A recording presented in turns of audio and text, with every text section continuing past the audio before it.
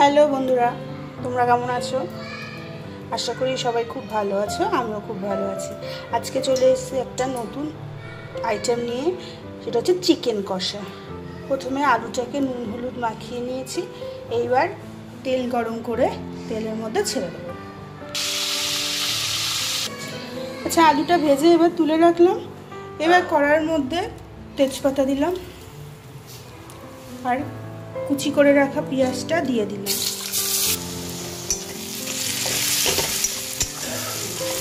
পেঁয়াজটা ভাজা হয়ে গেলে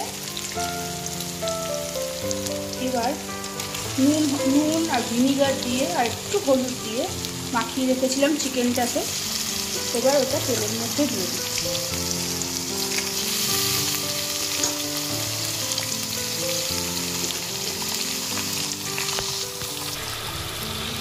একটু মাংসটা লাল লাল হলে এবার মশলাগুলো দিয়ে দেবো।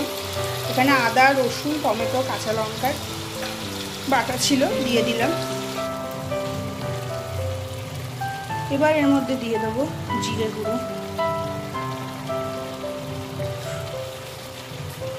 ধনে গুঁড়ো, হলুদ গুঁড়ো, কাশ্মীরি লঙ্কার গুঁড়ো, পরিমাণ মতো নুন, তার সঙ্গে স্বাদ মতো চিনি।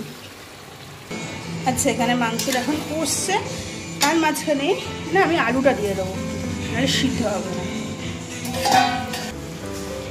এবার এর মধ্যে সামান্য একটু গরম জল অ্যাড করলাম, সামান্য, জাস্ট আলুগুলো একটু সিদ্ধর জন্য। অ্যাট লাস্ট গরম মশলা দিলাম, গরম মশলা গুঁড়ো দেওয়ার পর এটা অলরেডি রেডি। যদি ভিডিওটা ভালো লাগে তাহলে লাইক, কমেন্ট এবং শেয়ার করতে একটুও ভুলবেন না। Tata, by.